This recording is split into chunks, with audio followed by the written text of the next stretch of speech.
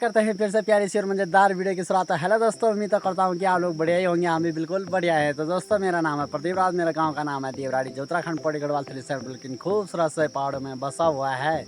सुबह के ठीक 7:48 का टाइम हो गया है। जाने की तैयारी हो गई है खेत में। जैसे कि मैंने आपको पिछले वाले ब्लॉग में बताया था कि हमने साटी काट लिए हैं, यानी जो धान है वो काट लिए हैं और उनमें जो है कि बहुत ज़्यादा प्रोसेस शुरू होती है।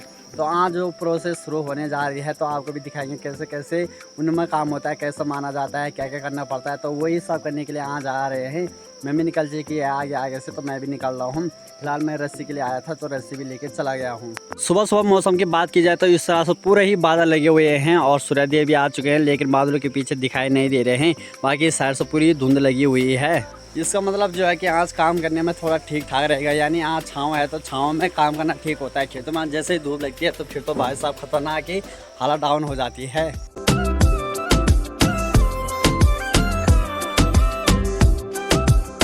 तो आपको एक बात भी बता लेता हूँ, यानी कि आज जो मेरे चाचा जी थे उनका श्राद्ध भी है, यानी सुन्नी के जो पिताजी थे उनका श्राद्ध है। तो आज खाना पीना भी वहीं पर होगा। बाकी 2 घरों में और है, यानी दीपा भाभी के घर पे भी है। तो अभी तो फ़िलहाल अभी खेत में जा रहे हैं और खेत का काम निपटते ही फिर खाने चले जाएंगे। आजकल ये सही होता है पहाड़ में, है ना, काम करो अपना, खाओ किसी और का।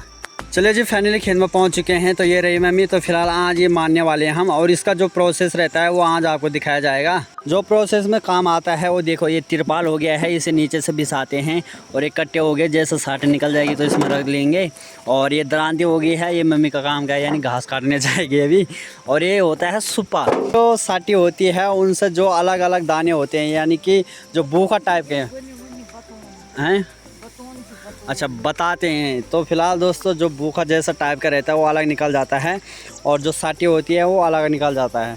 और उसके लिए पंखा होना चाहिए, लेकिन हमारे पहाड़ों में हवा ही काफ़ी है। हवा लग जाती है तो उससे जो है कि भूख अलग चला जाता है और साटी सीधी आ जाती है कट्टे में।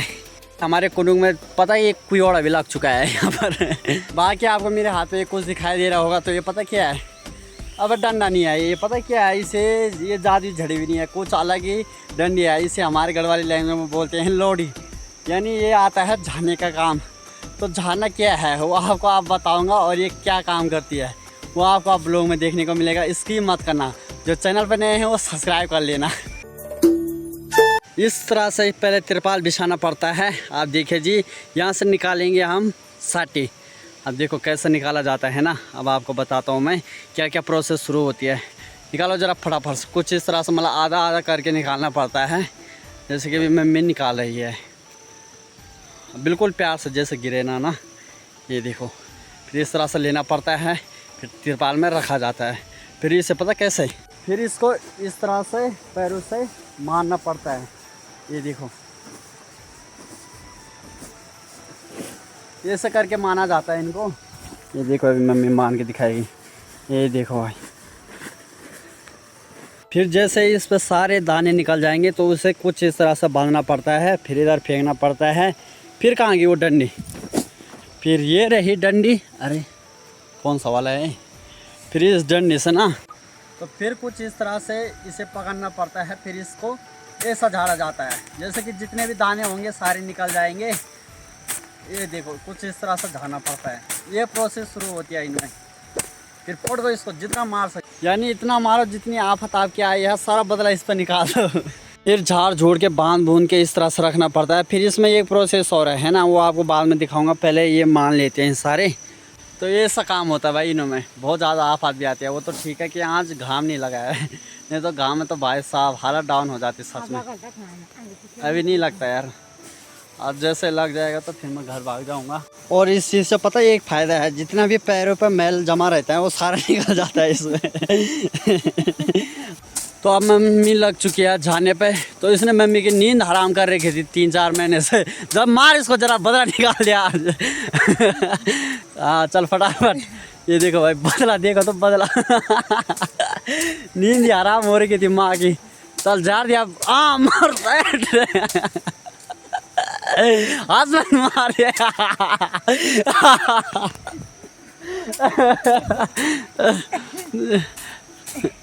मार।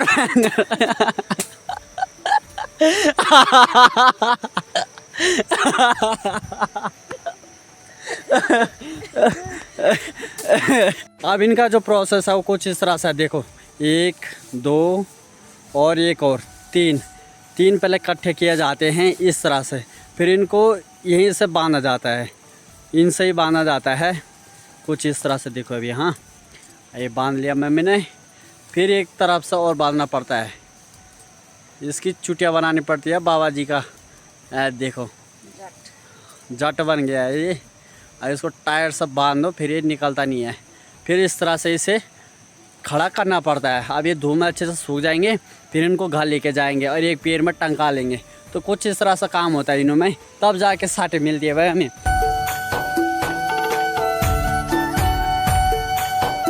8:59 का टाइम हो गया है, यानी 9 बजने वाले हैं बाकी भाई। चले भाई फाइनली पूरा काम हो चुका है और 9:41 का टाइम भी हो गया है। तो फिलहाल अभी मम्मी बता रही है, यानी जो सुपा लेके आए थे ना, मैंने कहा था इससे बताना है। तो कुछ मतलब सुपे में रखा जाता है, फिर ऐसे किया जाता है, फिर हवा में जो है कि कूड़ा कबारा बाहर और साटे नीचे आ जाती है। फिलहाल थू भी हमने सारे बांध लिए हैं। तो चलो भाई गाय भी छोड़ने जाना है, स्कूल भी जाना है, टाइम भी हो रहा है। तो निकल दे भाई यहाँ से फटाफट से, और धूप भी लग गई भाई। देखो अच्छा हुआ हमने जल्दी जल्दी से इसे निपटा दिया। कुछ इस तरह से बताना पड़ता है।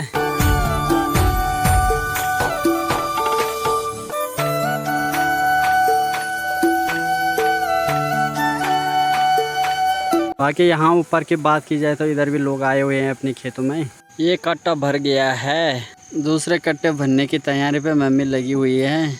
चलिए जी फाइनली भाड़ा भी लग चुका है और पीठ पे लगा रखा है। अब घर जाने की तैयारी अपनी हो गई। आने के बाद मैं तुरंत गौशाला में आया, तब तक देखा थुनी बुला गाय लेके चला गया था, और अभी मैंने बछड़े बाहर निकाल दिए हैं, उनको घास भी दे दिया है। तो चलिए जी अब घर पे चलता हूँ। आगे ये रात थुनी बुला, तो अभी सारे गांव वालों में जो है कि ये प्रसादा बांटा जाएगा, उसके बाद खाने के लिए भी बुलाया जाएगा।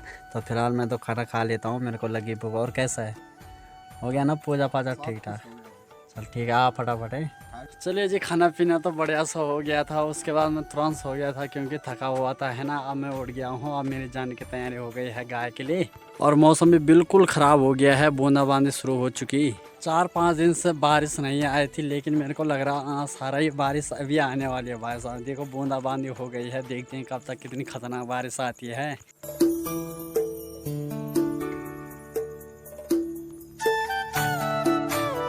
बाकी अपने घर के ऊपर मस्त सा करके यहाँ पर घुघती बैठी हुई है। ठीक जो सामने आपको पहाड़ी दिखाई दे रहे हैं, तो इधर ही अपनी गाय भी दिखाई दे रहे हैं।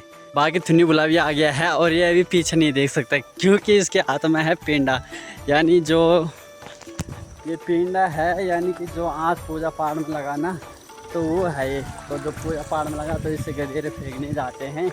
और गोरुखिन बोला। तो यहाँ की बात की जाए तो इधर है गदेरा, और ठीक नीचे की बात की जाए तो इधर है अपना शमशान घाट। तो फिलहाल दोस्तों जो पेंडा लेके थुनी बुलाया था वो यहाँ से अपने के साथ बहाना है नीचे के लिए। तो ये हमारे पुराणों से चलता आ रहा है। तो ये रहा थुनी बुला, चलो हैं। अच्छा तो चप्पल खोलने पड़ते हैं पहले है ना, कुछ इस तरह से, फिर भगाना पड़ता है इन पेंडों को। ये देखो निकाल जरा, ये देखो भाई कुछ इस तरह से किया जाता है। ये बह के जाएगा ठीक यहाँ से नीचे, ये देखो भाई। कोई नहीं, बारिश के कारण ज़्यादा गाढ़ आएगी तो फिर बह जाएगा। ये भी डूब गया।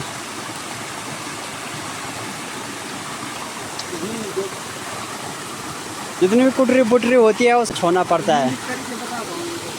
हैं क्या बोल रहा?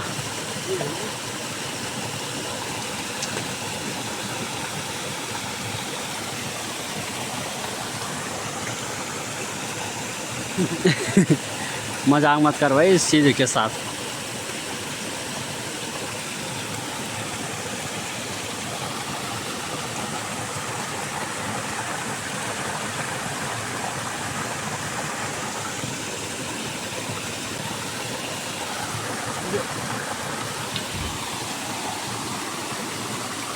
तो दोस्तों यार ये भी अपना पुरानों से चलता आ रहा है ना, और ये सब करते हैं लोग। और जो पितृदेव होते हैं उनको पता नहीं क्या क्या होता है यार, मेरे को भी उतना मालूम है नहीं, लेकिन जो भी है कुछ इस तरह से किया जाता है ना, आपने देख लिया होगा। थुनी फूला को देखो कैसे पेड़ के नीचे बैठा है। ये छतरी ले आता तो ये सनी झुकना पड़ता यहाँ। अब भी हम दोनों क्या है पेड़ के नीचे बैठे हुए हैं भाई साहब। अब पेड़ के नीचे तो बहुत ज़्यादा खतरा भी है, बुजुर्ग भी पड़ सकता है। चले घर। अभी बारिश रुक चुकी है दोस्तों और थुनी बुला वहाँ से अपनी गाय के लिए चला गया था और बाकी अपनी गाय तो रास्ते से रास्ते घर को ले गए थे, है ना। तो अब मैं जा रहा हूँ उनके पीछे पीछे से, पता नहीं कहाँ पहुँच चुके हैं। बाकी देखो पानी पूरा काला हो चुका है गदेरू में। फिलहाल दोस्तों 8:35 का टाइम हो गया है और बिल्कुल रात हो चुकी है। तो मैं जा रहा था इससे पहले केक के लिए, है ना। तो आज रोबोट का बर्थडे, रोबोट को तो आप जानते होंगे जो पुराने व्यूअर्स होंगे, है ना। तो जो कि अभी उसे बर्थडे मनाने जा रहे हैं हम। बाकी पूरा रास्ता देखो भाई सुनसान हो रखा है, लाइट नहीं है। तो पहले लाइट आगे करता हूँ फिर अपने पकड़ता हूँ फिर आगे करता हूँ। चले भाई फाइनली पहुँच चुके हैं बर्थडे। तेरे को हैप्पी बर्थडे है ना। थैंक यू बोल। Thank you God. तो इसका बर्थडे कितने साल हुए तेरे को? 4। अरे हम तो 5वां साल लिए। कोई नहीं, बढ़िया से करके नैन भाई ने डेकोरेशन कर लिए है, गुब्बारे वुब्बारे लगा लिए हैं। अब केक कट करने की तैयारी भी हो चुकी है। तो खिला ले रहा आज का केक।